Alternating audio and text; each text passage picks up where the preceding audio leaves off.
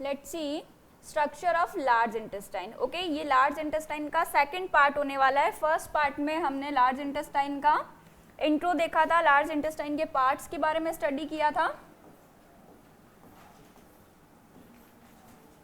Second part, okay, second part में हम लोग स्टडी करेंगे structure of large intestine. Large intestine का स्ट्रक्चर किस टाइप का होता है।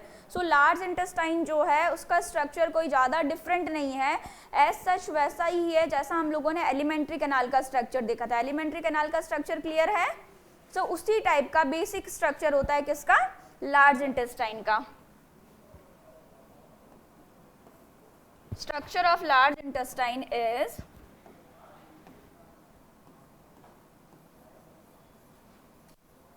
structure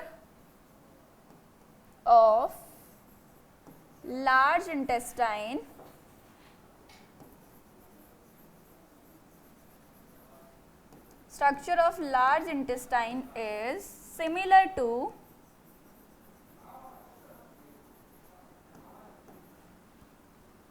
basic structure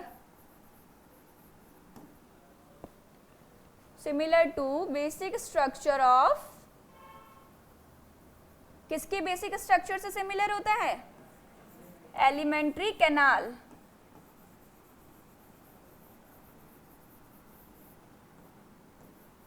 large intestine जो है उसका स्ट्रक्चर किससे मैच करता है, किसकी तरह दिखता है, जैसा स्ट्रक्चर एलिमेंट्री कैनाल का है वैसा ही स्ट्रक्चर किसका है, लार्ज इंटेस्टाइन का है।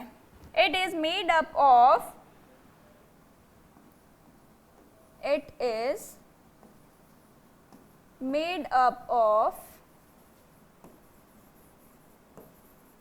four type of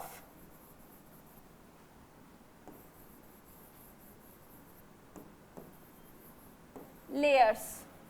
alimentary canal भी इसी 4 टाइप्स की लेयर से बना होता है। So large intestine is also made up of 4 types of layers of same tissues.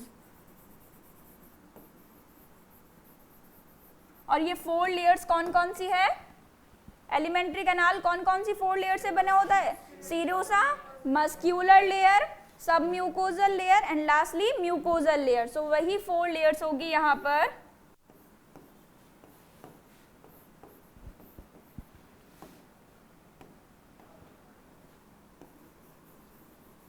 Serosa जिसको क्या बोलते हैं, peritoneum,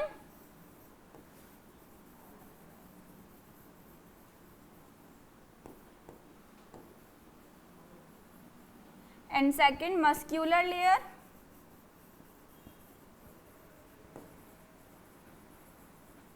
third submucosal layer,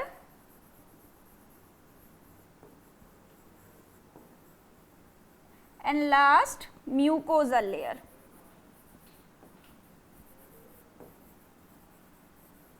clear हुआ। लार्ज इंटेस्टाइन कौन कौन सी 4 लेयर से बना हुआ है, serosa, muscular layer, submucosal layer and lastly mucosal layer। okay,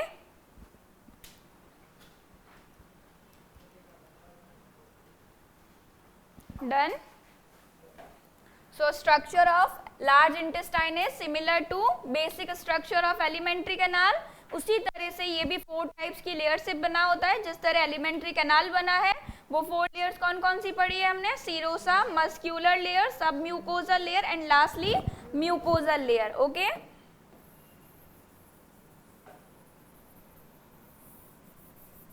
अब क्या होता है, बाकी सारी लेयर्स तो as it is like similar ही है, इतना कोई डिफरेंस नहीं है, बट जो मस्क्यूलर लेयर है इसमें थोड़ा सा डिफरेंट है। वो देखते हैं वो कौन सा डिफरेंस है।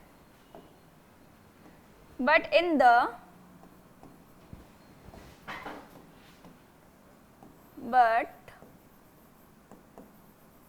muscular layer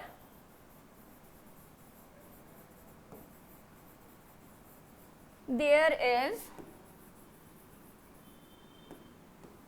some conversion, कुछ कन्वर्जन हो रखे हैं, वो देखते हैं कौन कौन से हैं। सम कन्वर्जन, अब ये कन्वर्जन किसके अंदर हो रखे हैं, जो मस्क्यूलर स्मूथ मसल के जो फाइबर्स होते हैं ना उनके अंदर हो रखे हैं। So but in muscular layer there is some conversion in mechanism of muscle fibre. अब ये कन्वर्जन किस तरह से है, बाकी सब में हम लोगों ने क्या देखा था, जो मस्क्यूलर लेयर होता है उसके अंदर स्मूथ मसल की एक लेयर प्रेजेंट होती है, बट लार्ज इंटेस्टाइन में ये स्मूथ मसल की लेयर जो है हमें दिखाई नहीं देती है। अब वो जो लार्ज इंटेस्टाइन के अंदर जो स्मूथ मसल की जो लेयर थी वो किसी और में कन्वर्ट हो गई है। वो किस में कन्वर्ट हो गई है, कुछ ऐसे रिबन लाइक फोल्ड्स होते हैं, बेंड्स होते हैं, उसके अंदर कन्वर्ट हो गई है। ठीक है, सो लिखो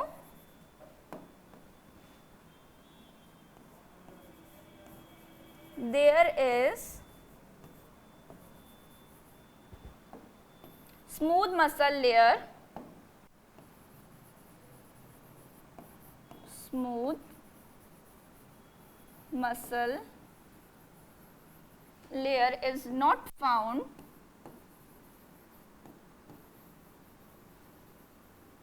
but अब ये जो स्मूथ मसल से किस में कन्वर्ट हो गए, लेयर की जगह, but these smooth muscles are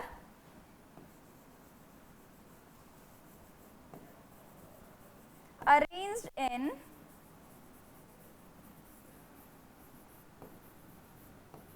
ribbon like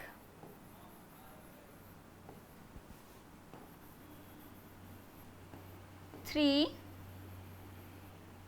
longitudinal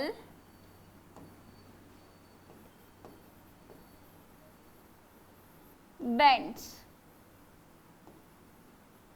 ठीक है, ये जो लेयर थी, अब ये लेयर किस में कन्वर्ट हो गई है, अगर तुम लार्ज इंटेस्टाइन में ये जो स्मूथ मसल की लेयर है ये तुम्हें नहीं दिखाई देगी, जबकि इसकी जगह क्या दिखाई देगा, तुम्हें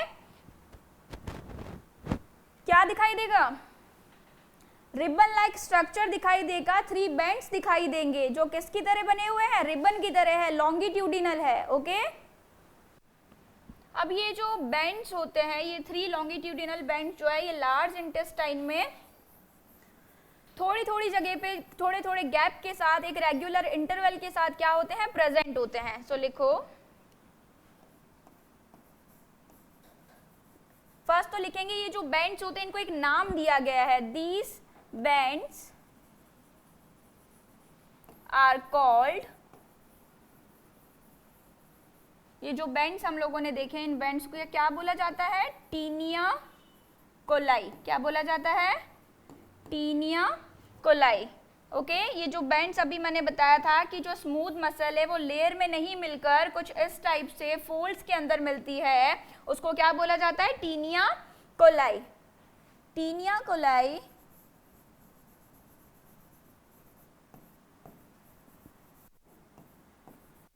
is present in large intestine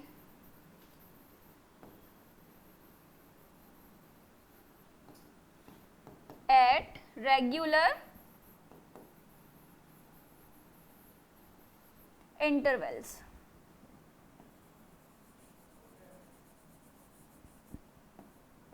और मोस्टली कहाँ प्रेजेंट होती है, ये कॉलन के अंदर प्रेजेंट होती है। कहाँ देखने को मिलेगी, कॉलन के अंदर। टीनिया कोलाई कहाँ प्रेजेंट होगी, लार्ज इंटेस्टाइन में, कॉलन की जो मस्क्यूलर लेयर है वहां पर देखने के लिए मिलेगी। ओके,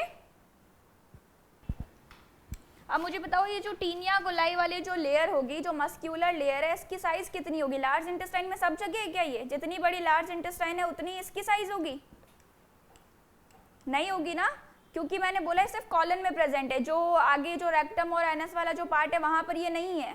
क्लियर हुआ,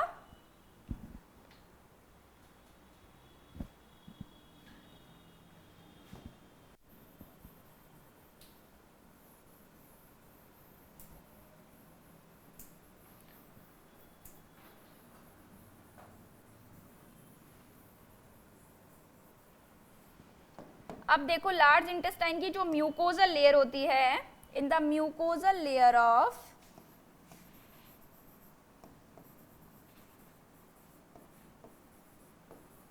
in the mucosal layer of large intestine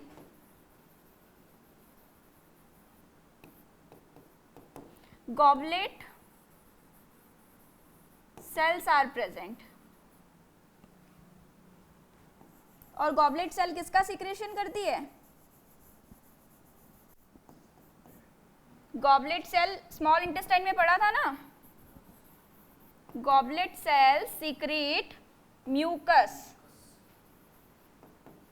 और ये म्यूकस क्या करता है? लार्ज इंटेस्टाइन के अंदर जो कॉलन वाला पार्ट है उसको क्या करने का काम करता है? स्मूथ और मॉइस्चर बनाने का काम करता है। ओके, म्यूकस कीप्स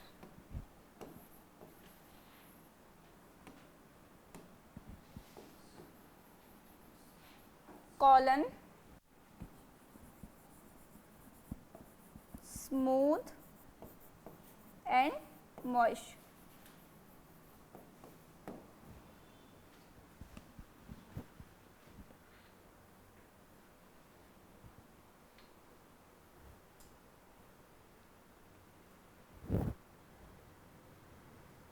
और ये गॉबलेट सेल्स भी जो है रेक्टम और एनस वाले पार्ट में प्रेजेंट नहीं होती है। Okay,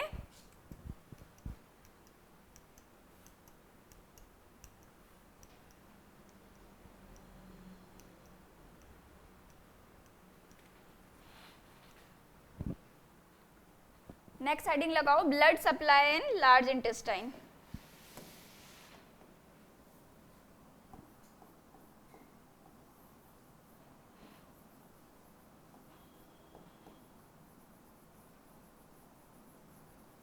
blood supply in large intestine. So large intestine में ब्लड सप्लाई कौन कौन करता है, कौन कौन सी आर्टरीज करती है?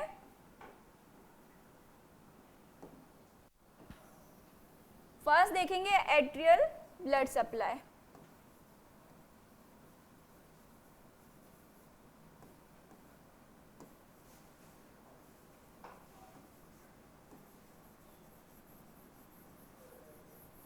कौन कौन सी आर्टरीज है जो लार्ज इंटेस्टाइन में ब्लड सप्लाई करती है? सो 3 टाइप्स की आर्टरीज है, superior mesenteric artery,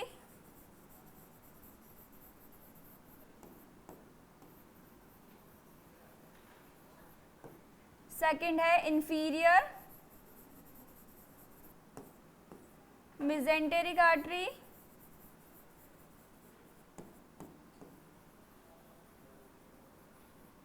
and last branch of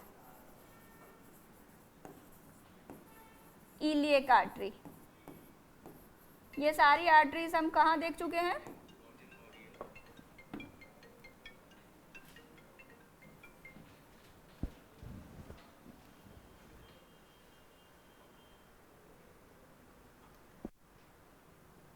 तो ये सारी लार्ज इंटेस्टाइन में कौन कौन सी आर्टरीज है जो ब्लड सप्लाई करती है? First superior mesenteric artery, second inferior mesenteric artery, and third branch of iliac artery. Clear हुआ? ये तीनों आर्टरीज जो है लार्ज इंटेस्टाइन के अंदर क्या करती है? ब्लड सप्लाई करती है। अब देखते हैं कौन सी वाली कहाँ पर करती है, क्योंकि लार्ज इंटेस्टाइन के हम लोगों ने पार्ट्स देखे थे, caecum, ascending colon, transverse colon, descending colon, sigmoid colon, and lastly rectum and anus. तो देखते हैं वहाँ पर कौन कौन सी आर्टरीज कौन कौन से पार्ट्स में ब्लड सप्लाई करती है। ओके, सो फर्स्ट देखते हैं superior mesenteric artery.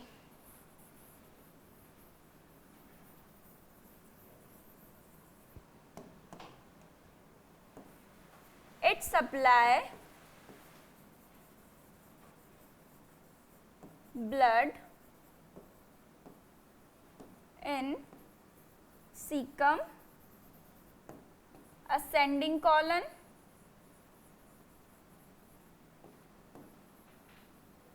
and some part of transverse colon। ठीक है, सुपीरियर मेसेंट्रिक आर्टरी कहाँ कहाँ ब्लड सप्लाई करेगी? जो लार्ज इंटेस्टाइन का फर्स्ट पार्ट है, कौन सा? सीकम, उसके अंदर, और उसके बाद में असेंडिंग कॉलन के अंदर, देन ट्रांसवर्स कॉलन के कुछ पार्ट के अंदर ब्लड सप्लाई करती है। ओके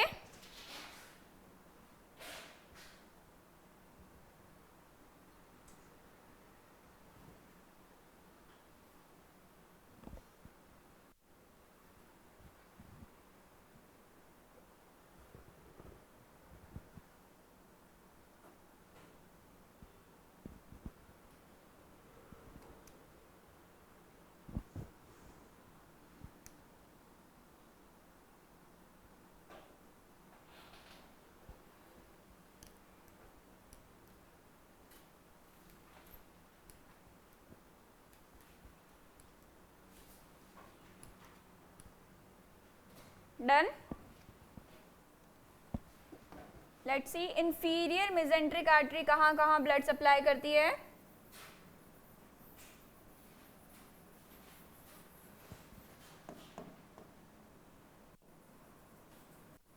इंफीरियर मेसेंट्रिक आर्टरी, जो इंफीरियर मेसेंट्रिक आर्टरी है ये बचे हुए पार्ट्स में ब्लड सप्लाई करती है। कहाँ करेगी? Some part of transverse colon,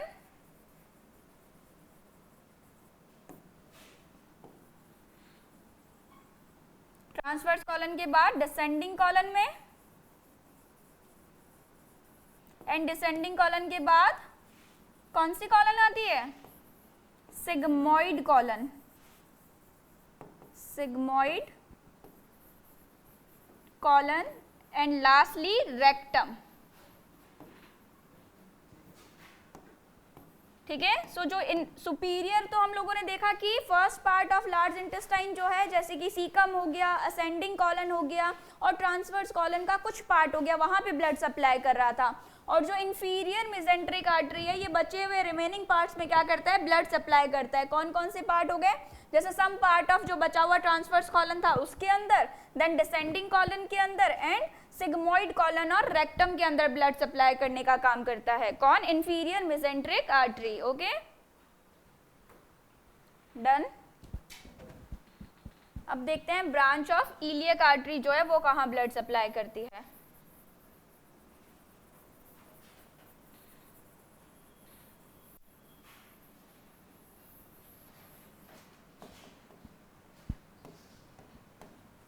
third है branch of iliac artery. So branch of iliac artery जो होती है, इलियक आर्टरी की जो ब्रांचेस है वो आर्टरीज कहाँ ब्लड सप्लाई करेगी? Supply blood in anus. Okay anus में ब्लड सप्लाई करने का काम किसका है? Branch of iliac artery.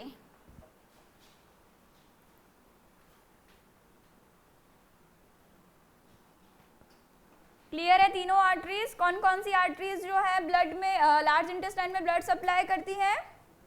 Superior mesenteric artery, inferior mesenteric artery and branch of iliac artery. So जो सुपीरियर मेसेंट्रिक आर्टरी है वो कहाँ कहाँ ब्लड सप्लाई करती है लार्ज इंटेस्टाइन में? Caecum, ascending colon and some part of transverse colon. और उसके बाद जो रिमेनिंग पार्ट्स है वहां पर कौन ब्लड सप्लाई करता है? Inferior mesenteric artery. So inferior mesenteric artery कहाँ कहाँ ब्लड सप्लाई करेगी? Some remaining part of transverse colon, उसके बाद descending colon and sigmoid colon and lastly rectum के अंदर। ओके उसके बाद थर्ड आर्टरी जो है वो कौन सी है? किसकी ब्रांच है? इलियक आर्टरी की ब्रांच है। सो वो कहाँ ब्लड सप्लाई करती है? सिर्फ एनस वाला जो पार्ट है वहां पर ब्लड सप्लाई करने का काम किसका है? इलियक आर्टरी की ब्रांच का है। ओके नेक्स्ट देखते हैं वीनस ड्रेनेज। कि ब्लड लेकर तो कौन आ रहा है वो तो देख लिया, अब वापस ब्लड जो है लार्ज इंटेस्टाइन से लेकर कौन जा रहा है?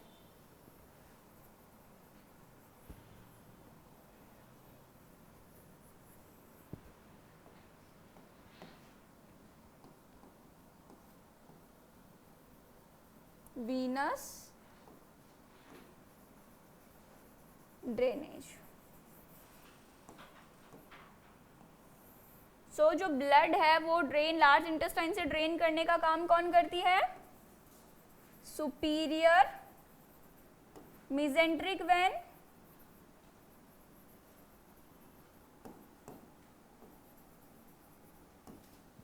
then inferior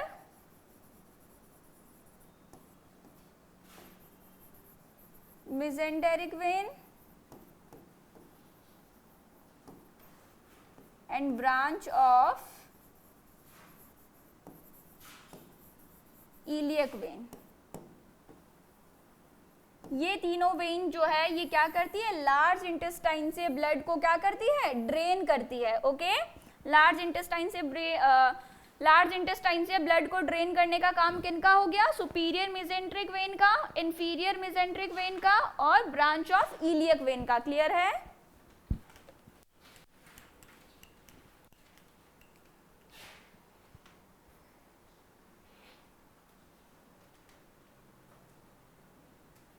अब हेडिंग लगाओ, फंक्शन ऑफ लार्ज इंटेस्टाइन.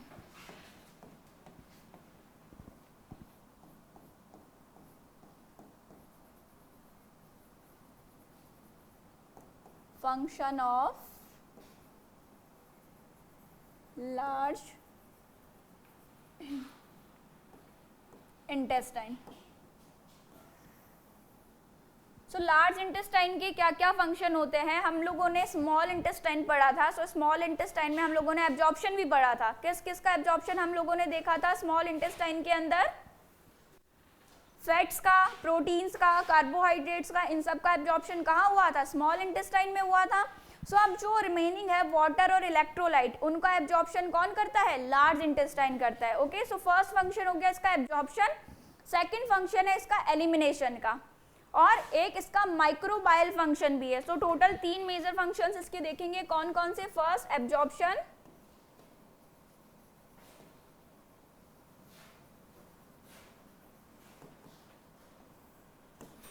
किस किस का एब्जॉर्प्शन होता है लार्ज इंटेस्टाइन के अंदर? Water and electrolytes are absorbed in large intestine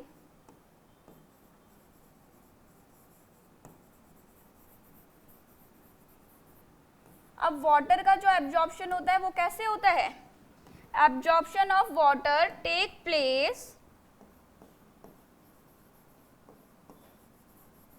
absorption of water occur by osmosis.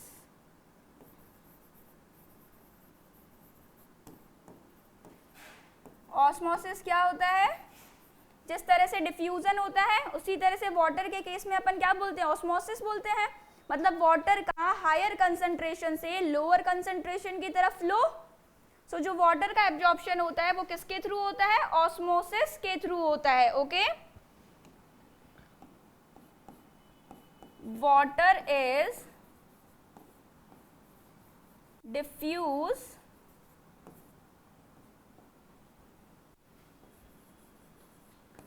by the electrolyte concentration. Okay, electrolyte की कंसंट्रेशन जिधर ज्यादा होगी वाटर उधर की तरफ मूव करेगा. जिधर इलेक्ट्रोलाइट की कंसंट्रेशन कम है उधर की तरफ वाटर मूव नहीं करेगा. ओके, क्योंकि वहां ऑलरेडी वाटर ज्यादा है.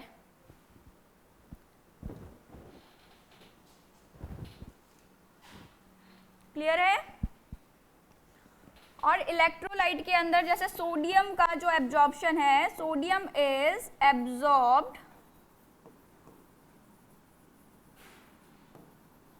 इन colon by sodium channels. Colon के अंदर सोडियम चैनल्स बने हुए होते हैं. वो क्या करते हैं, सोडियम को क्या कर लेते हैं, एब्जॉर्ब कर लेते हैं. और जो पोटेशियम है उसका एब्जॉर्प्शन डिपेंड करता है कि ल्यूमन के अंदर उसकी कंसंट्रेशन कितनी है. ओके, सो लिखेंगे absorption of potassium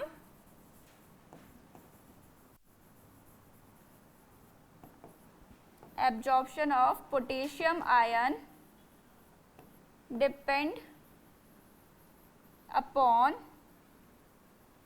concentration of potassium ion in lumen. Lumen के अंदर कितना पोटेशियम प्रेजेंट है वो डिसाइड करेगा कि लार्ज इंटेस्टाइन को पोटेशियम को एब्जॉर्ब करना है या फिर नहीं करना है। क्लियर हुआ? तो लार्ज इंटेस्टाइन में किस किस का एब्जॉर्प्शन हो रहा है? वाटर का और इलेक्ट्रोलाइट्स का। क्लियर हुआ? वाटर का जो एब्जॉर्प्शन होता है वो कौन सी प्रोसेस से होता है? ऑस्मोसिस प्रोसेस से होता है। ऑस्मोसिस क्या है कि वाटर का हायर कंसंट्रेशन से लोअर कंसंट्रेशन की तरफ मूव करना। Got it? देन उसके बाद जो सोडियम आयन है वो कहाँ एब्जॉर्ब होता है? कॉलन के अंदर एब्जॉर्ब होता है। कॉलन के अंदर कौन एब्जॉर्ब करता है? सोडियम चैनल्स बने हुए हैं, वो सोडियम आयन को एब्जॉर्ब करते हैं। और लार्ज इंटेस्टाइन में जो पोटेशियम है उसका एब्जॉर्प्शन डिपेंड करता है कि होना है या नहीं होना। अब ये कैसे डिपेंड करेगा कि ल्यूमन के अंदर कितना पोटेशियम प्रेजेंट है। क्लियर है? सेकंड फंक्शन देखेंगे इसका।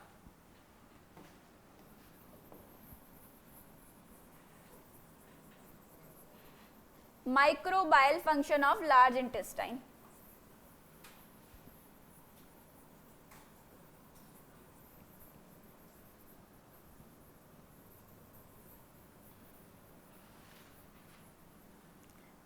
लार्ज इंटेस्टाइन के अंदर कुछ ऐसे माइक्रो ऑर्गेनिज्म प्रेजेंट है जो कुछ अच्छे सीक्रेशन भी करते हैं। सेकंड लिखेंगे माइक्रो बायल function of large intestine. So in the large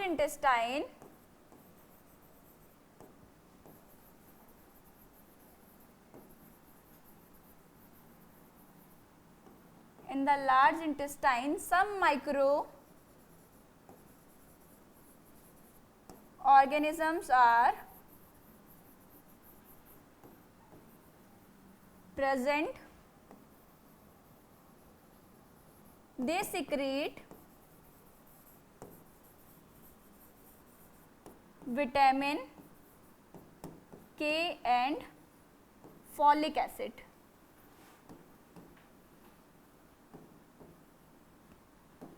ठीक है, यहाँ पे लार्ज इंटेस्टाइन के अंदर कुछ माइक्रो ऑर्गेनिज्म प्रेजेंट है जो विटामिन का सिक्रेशन करते हैं और फॉलिक एसिड का सिक्रेशन करते हैं। तो सेकंड फंक्शन क्या हो गया लार्ज इंटेस्टाइन का? माइक्रो बायल फंक्शन। एंड लास्ट फंक्शन है लार्ज इंटेस्टाइन का एलिमिनेशन। थर्ड फंक्शन क्या हो गया? एलिमिनेशन।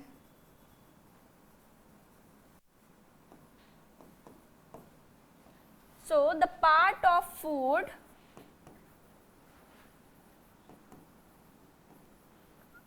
का वो पार्ट जो ना तो डाइजेस्ट हुआ है ना एब्जॉर्ब हुआ है उसको लार्ज इंटेस्टाइन क्या करता है? बॉडी से एलिमिनेट कर देता है, उसको बॉडी से बाहर एक्सक्रीट कर देता है। So the part of food that is not digest and absorb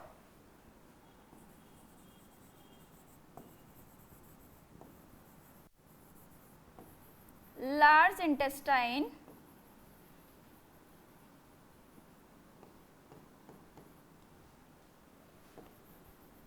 propelling towards किधर की तरफ उसको फेंक देता है? रेक्टम की तरफ। और रेक्टम के बाद वो एनस से होता हुआ बाहर की तरफ एक्सक्रीट कर दिया जाता है। ओके, तो वो वाला फूड का पार्ट जो ना तो डाइजेस्ट हुआ है और ना ही एब्जॉर्ब हुआ है उसको लार्ज इंटेस्टाइन क्या करता है? बॉडी से एलिमिनेट कर देता है। सो थर्ड फंक्शन जो है लार्ज इंटेस्टाइन का वो क्या हो गया? एलिमिनेशन का। ओके